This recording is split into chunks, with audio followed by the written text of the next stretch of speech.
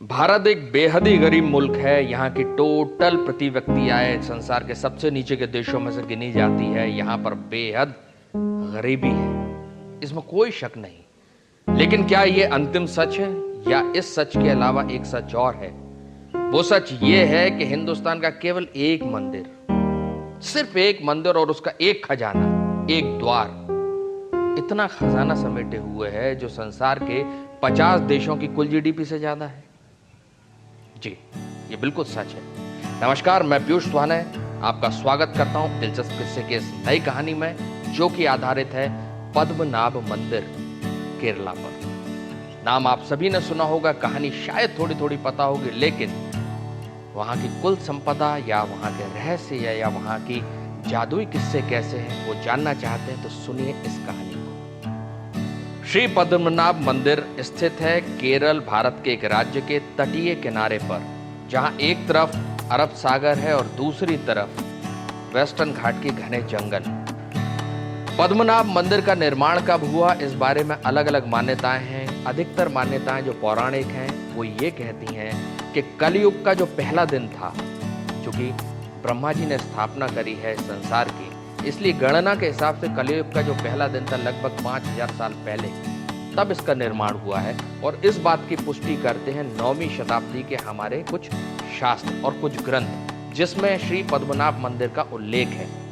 लेकिन वहाँ की जो बनावट है, कलाकृतियाँ हैं या आर्किटेक्चर है, वो ये सिद्ध करता है कि दरअसल ये मंदिर त्रावणकोर के शासकों द्वारा सन 1947 या 1970 के बीच में कभी बना, जिसे मार्तंड देव जी ने बनाया था, जो कि त्रावणकोर के राजा थे।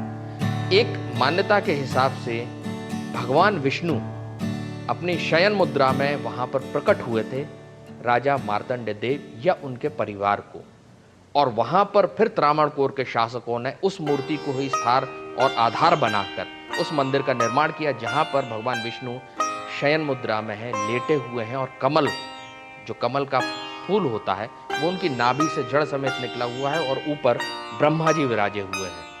पद्मनाभ के दो शाब्दिक अर्थ भी हैं। पहला अर्थ यह है कि पद्मनाभ मतलब भगवान ब्रह्मा, जिनका जन्म विष्णु जी की नाभि से हुआ।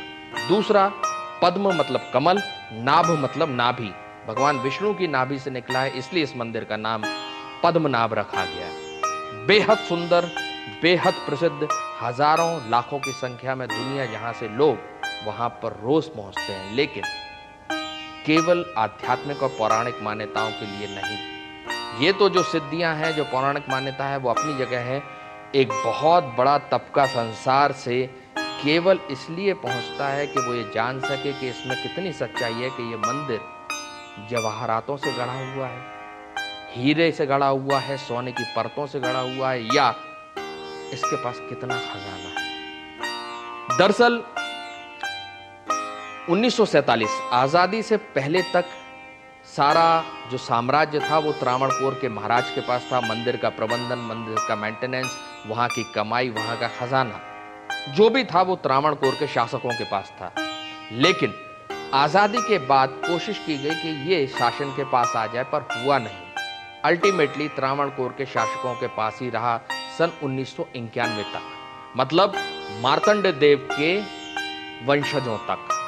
लेकिन सन 1991 में मार्तंड देव के आखिरी वंशज, मतलब त्रावणकोर के आखिरी राजा की मृत्यु के बाद वहां पर इसका पूरा प्रबंधन चला जाता है राज्य सरकार के पास, और लूट मचना पहली बार शुरू होता है, और मालूम पड़ते हैं अनगिनत किस्से। लेकिन फिर जो त्रावणकोर महाराज के वंशज के चचेरे भाई थे, वो अपना दावा पेश करते हैं अदालत में कि हम उनके वंश से हैं, तो इसलिए हमको दिया जाए। अदालत उनकी बात मानती है, और 1991 में उनके चचेरे भाई को वहां का व्यवस्था संभालने दी जाती है। पर फिर ऐसा क्या होता है जो पूरे संसार को चकित कर देता है? दरअसल होता यह है कि जब से इसका निर्माण हुआ, या जब से इसकी मान्यता है मंदिर बने रहने की, तब से लेकर 2011 तक ये माना जाता रहा कि पद्मनाभ मंदिर के खजाने इतने अकूत हैं कि जिसकी संपत्ति का आप कैलकुलेशन नहीं कर सकते, आकलन नहीं लगा सकते। कोई 1 लाख करोड़ बोलता है, कोई 2 लाख करोड़ बोलता है, कोई 5 लाख करोड़ बोलता है, लेकिन कभी सिद्ध नहीं हो पाता था। इसलिए 2009 में एक पहली कोर्ट में याचिका लगती है जिसे रिटायर्ड पुलिस अधिकारी, रिटायर्ड आईपीएस लगाते हैं, और उस याचिका पर सुनवाई होने पर 2011 में हाई कोर्ट केरल ये निर्णय देती है कि पद्मनाभन मंदिर के राजों को जनता के सामने लाया जाए ताकि ये भ्रम है, सच है, रहस्य है या केवल झूठ है, ये जनता को पता चले, क्योंकि जनता का हक है। दरअसल ये मान्यता ही अपने आप में अनोखी है कि सच से पर्दा हटाया जाए, चाहे वो किसी का निजी मामला हो, चाहे वो सार्वजनिक हो, चाहे जनता का हो। पर चूंकि आजादी के बाद ये मान लिया गया कि हर संपत्ति राज्य की संपत्ति है और उसका नियंत्रण या उसका देखरेख या उसकी कमाई सरकार के पास यानी जनता के पास होना चाहिए, इसलिए 2011 में हाईकोर्ट के आदेश पर उस मंदिर का पहली बार खजाना तलाशने की कोशिश की जाती है। माननीय अदालत ये निर्णय करती हैं कि भाई जनता के सामने सच आना चाहिए, इसलिए वो एक सदस्यीय, 3 सदस्यीय, 4 सदस्यीय एक टीम बनाती है जिसमें कोर मेंबर्स कई सारे होते हैं। और पहली बार पद्मनाभन मंदिर के तहखाने के 7 खजाने, जो 7 चैम्बर हैं, उनको नंबर दिए जाते हैं ABCDEFG और उनकी खुदाई शुरू की जाती है। लेकिन जब माननीय अदालत के आदेश पर तहखाने खोले गए तो यकीन मानिए कि लोगों की आंखें फटी की फटी रही। रोशनी से उनकी आंखें चौंधिया गईं। जो सामने था वो अनबिलीवेबल था, आश्चर्यजनक था। इसलिए मैंने शुरू में आपसे कहा था कि ये जो मिला कुछ भी झूठ नहीं है, कुछ भी भ्रम नहीं है, सब कुछ अदालत के कहने पर हुआ। सारा खजाना चेस्ट में है, सारे रिकॉर्ड हाई कोर्ट में है। आप अंदाजा लगाएंगे कि इस खजाने से पहले ये चूंकि पूरे क्षेत्र को, पूरी जनता को, प्रशासन को पता था कि पद्मनाभ मंदिर के पास अकूत संपत्ति है, लेकिन वो जो दिखती है जैसे 1,60,000 करोड़ से ऊपर के बर्तन, सोने के इतने हैवी बर्तन जिसका आप कैलकुलेशन लगाया गया था तो 1,60,000 करोड़ के, ये जनता के सामने था। लेकिन जनता मानती थी कि इससे कई गुना ज्यादा तहखानों में बंद है। वो तहखाने खुलते हैं 2011 में और क्या मिलता है? सोने के अनगिनत भंडार, ऐसे रत्न जो हीरे से भी ज्यादा बेशकीमती हैं लेकिन आज किसी ने देखे नहीं है। पोटलियों में हरे, नीले, लाल रंग के ऐसे ऐसे आभूषण, हीरों की थैलियां, बेशकीमती पत्थर।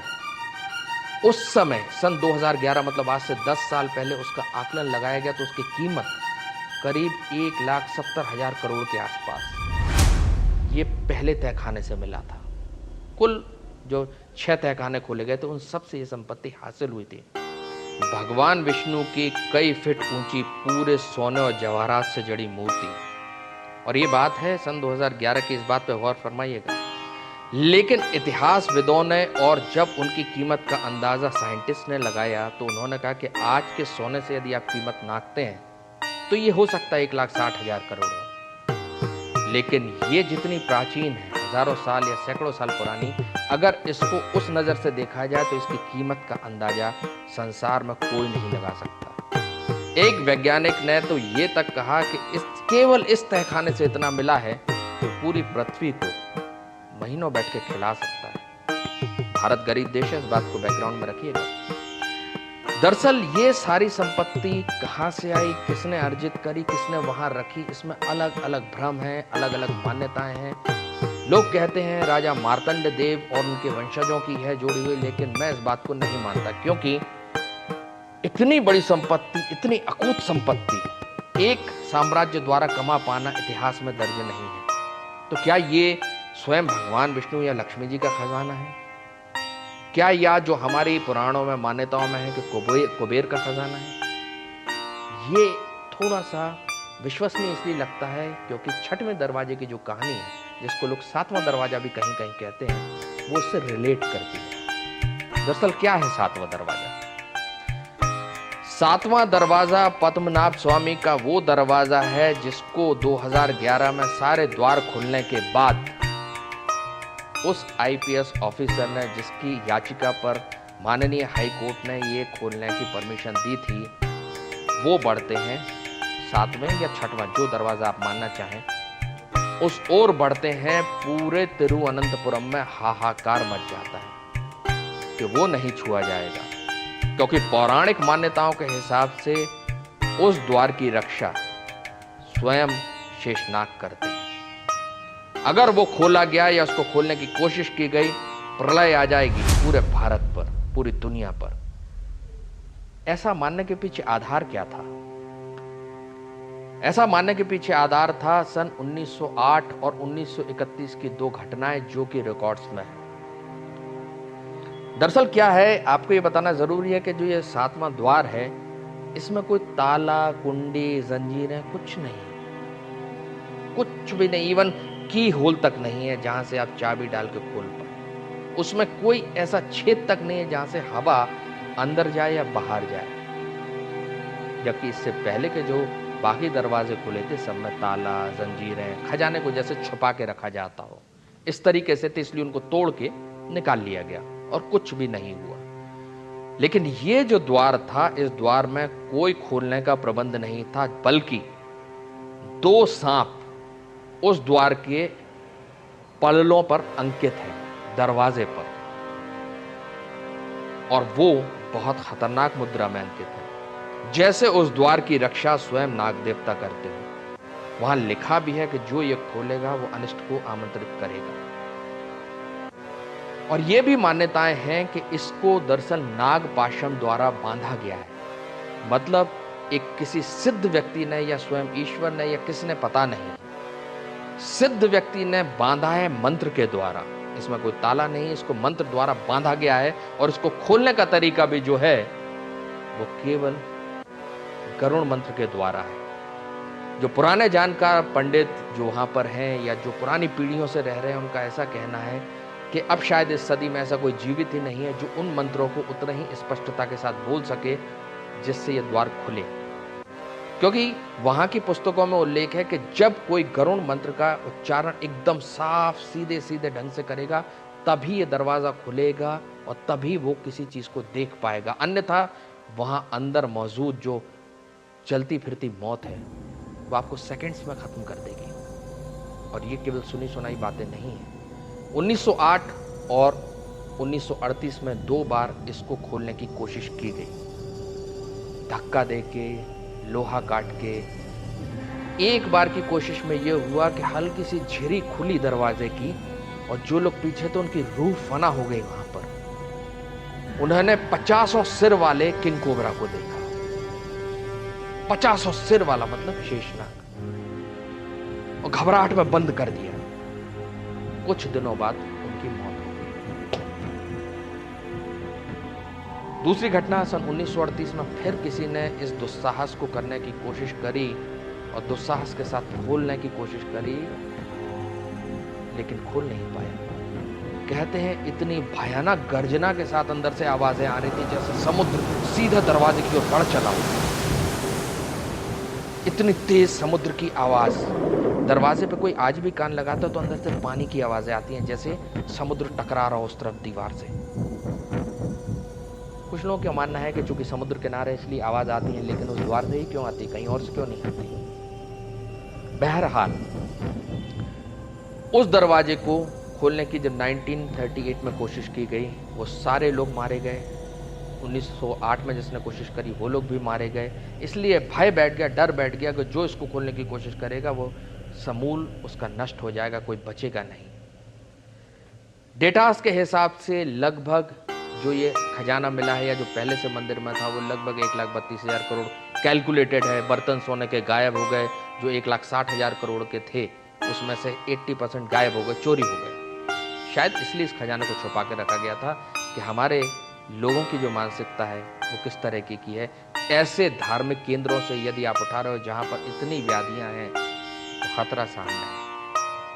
कुछ लोगों का यह भी मानना है कि जो केरल में लगातार प्राकृतिक आपदाएं आ रही हैं, शायद उस खजाने के चोरी होने के कारण आ रही हैं। कितना सच है कितना झूठ, इस बारे में मैं बोलने वाला अधिकारी नहीं हूं, लेकिन ये सच है कि स्वामी श्री पद्मनाभ स्वामी मंदिर संसार का एक ऐसा मंदिर है जो जीता जागता आपके सामने खड़ा है और हजारों अनगिनत रहस्यों को अपने सीने में दबा के बैठा है।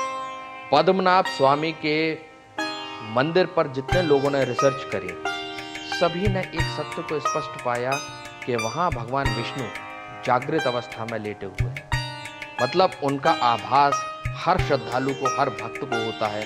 और वहां पर जिन लोगों ने रिसर्च करी, सभी ने एक चीज पाया कि मंदिर के आप किसी भी कोने से दाएं से बाएं या बाएं से दाएं गुजरेंगे, आपको एक समुद्री आवाज का एहसास होता है, जबकि एकदम लगा हुआ नहीं है, और वो उस तहखाने के पास होता है। वैज्ञानिक मान्यताओं के हिसाब से जो बाकी दरवाजे खोले गए, उससे मंदिर की नींव को कोई खतरा नहीं था। माननीय अदालत में जब ये मामला गया कि 6 खजानों से, 6 तहखानों से इतना सब कुछ मिला है, इसलिए 7वां तहखाना खोलना बहुत जरूरी है, पता नहीं वहां क्या मिलेगा। माननीय अदालत ने अपनी बुद्धि विवेक का परिचय देते हुए उस चीज पर तत्काल के लिए रोक लगाई कि जब तक पूरा वैज्ञानिक परीक्षण ना हो जाए कि मंदिर की मान्यताएं, परंपराएं, पुस्तकें और नींव किस चीज पर आधारित है, जब तक वो क्लियर ना हो जाए, तब तक इस निर्णय को नहीं दिया जाएगा। और आप क्या विश्वास करेंगे, मान्यताओं के हिसाब से इस मंदिर में जिसने उस तहखाने को खोलने की कोशिश करी या उन खजानों को छूने की कोशिश करी, वो मारा गया। और जिस रिटायर्ड आईपीएस ऑफिसर ने 2009 में इन तहखानों को खोलने के लिए याचिका लगाई थी, स्वस्थ आदमी था। अचानक खजाने के मिलने के बाद उनकी मौत हो गई। अब ये अंधविश्वास भी हो सकता है, नॉर्मल भी हो सकता है, कोइंसिडेंस भी हो सकता है, कुछ भी हो सकता है, लेकिन ये हुआ। और वहां के श्रद्धालुओं का मानना है कि ये इसी कारण से हुआ है। ये जो सारी कहानी है स्वामी पद्मनाभ मंदिर की, ये सच है। खजाने मिले, अकूत संपत्ति है, 7वां द्वार अभी भी नहीं खुला है, लोगों में मान्यताएं, आस्थाएं हैं, ये सारी जगह चीजें अपनी जगह सही हैं। लेकिन वो क्या कारण है कि हजारों साल, सैकड़ों साल की गुलामी, 50 अटैक होने के बावजूद बड़े से बड़ा शहंशाह या सुल्तान उस खजाने को कभी लूट क्यों नहीं पाया? या वाकई ने उस खतरे को या उस डर को महसूस किया? है कुछ सच ऐसा? इस बात पे विश्वास करना कि भारत सांस्कृतिक तौर पर इन भाषा पे, इन बातों पे यकीन करता है, शायद उसी ने इस खजाने की रक्षा करी। और इसमें केवल हिंदू शामिल नहीं है, इसमें वो लोग भी शामिल हैं जो सिर्फ अटैक करने आए थे भारत पर और लूटने आए थे, वो भी कभी नहीं लूट पाए। जैसी ये घटना पद्मनाभ स्वामी मंदिर के बारे में सुनी है, जो कि सिद्ध हो चुकी है, ऐसी ही एक और सिद्ध जगह है हमारी भारत में, जिसमें खजाना आंखों के सामने है, दिखता है, जहां पर सिक्योरिटी के नाम पर कोई नहीं है, जो एक बिल्कुल शांत स्टेट में है, जहां पर किसी तरह के सुरक्षा का कोई तंत्र नहीं लगाया गया है, फिर भी पूरा खजाना सुरक्षित है। क्यों? क्या लुटेरों की, चोरों की, डकैतों की कमी है? नहीं। एक डर, एक किंवदंती, एक मान्यता कि यहां से आप कुछ उठाने की कोशिश करेंगे तो आप अकाल मौत में ग्रसित हो जाएंगे। ये जगह है कमरूनाथ झील। आप में से शायद कुछ लोग जानते होंगे कि हिमाचल प्रदेश के मंडी शहर के पास कमरूनाथ झील है, जिसे पांडवों द्वारा बनाया गया माना जाता है। लेकिन इससे ज्यादा जो कहानी है वो है भगवान कमरूनाथ की, जिन्होंने इस झील का निर्माण किया था या करवाया था या उनकी आस्थावश किसी ने किया था। मान्यता ये है कि कमरूनाथ झील में आप जो भी जाकर मांगेंगे वो पूरी होगी, और जिसकी मान्यताएं पूरी हो जाती हैं, जिसकी इच्छाएं पूरी हो जाती हैं, वो अपनी इच्छा अनुसार, अपनी क्षमता के अनुसार वहां पर सोना, चांदी, हीरा, जवाहरात, नगद तक, कैश तक डालते हैं, भले वो भूल जाए। जो बोलते हैं वो करते हैं, और अरबों खरबों रुपए का खजाना पानी के स्वच्छ वातावरण में हमेशा साफ साफ दिखता है, और कोई कभी उठाने की हिम्मत नहीं करता। मैं उस जगह गया हूं, इसलिए उस जगह को मैंने फील किया है, महसूस किया है कि वहां पर कोई तो सुरक्षा प्रणाली ऐसी है जो आपको इस खजाने के लालच से दूर रखती है। कहते हैं कि कोई भी खजाना जो गड़ा हुआ हो, उसकी रक्षा नाग देवता करते हैं। ये मैं बचपन से सुनता आ रहा हूं, लेकिन पद्मनाभ स्वामी की कथा सुनने के बाद या उसकी सारी सच्चाई जानने के बाद, ऑथेंटिक प्रूफ्स मिलने के बाद कि खजाना मिला, क्या क्या हुआ, ये सब जानने के बाद अब मैं इस चीज़ को दृढ़ विश्वास मानता हूं कि उस दरवाजे पर जो नाग अंकित हैं, दरअसल उस खजाने की रक्षा पूरे नाग और नागों का समूह करता है, जिसके राजा हैं शेषनाग। ठीक वैसे ही कमरू नाग झील की रक्षा करते हैं नाग देवता, क्योंकि वहां पुराणों और ग्रंथों के हिसाब से आप जैसे ही कुछ उठाने की कोशिश करेंगे, एक अंग्रेज अधिकारी था भारत में, जब भारत गुलाम था, वो बुरी नीयत से नहीं गया था, शायद इसलिए बच गया। उसकी नीयत ये थी कि इस खजाने का कुछ हिस्सा निकालकर पहाड़ी जो हिमाचली लोग हैं उनकी गरीबी में कुछ काम आएंगे। वो अपने लिए निकालने नहीं गया था, लेकिन निकाल तब भी नहीं पाया। कहते हैं कि वो इस सोच के साथ जैसे ही उसने मंडी के महाराज से संपर्क किया, उन्होंने मना कर दिया कि यह संभव नहीं है, हमारी रियासत में ये नहीं होगा। तब वो स्वयं अकेले निकला कि मैं अपने स्तर पर निकालूंगा, अपने साथ 3-4 लेबर को लेके गया। और जब वो घर से निकला, रास्ते में उसने एक पेड़ से फल खाया जो रेगुलरली खाया जाता है। उस फल को खाने के बाद वो बुरी तरीके से बीमार हुआ और कहते हैं उसको कमरू नाथ, मतलब कमरू नाग ने स्वयं दर्शन दिया और उससे जाने को बोला। कोई और बचा नहीं, लेकिन ये बचा।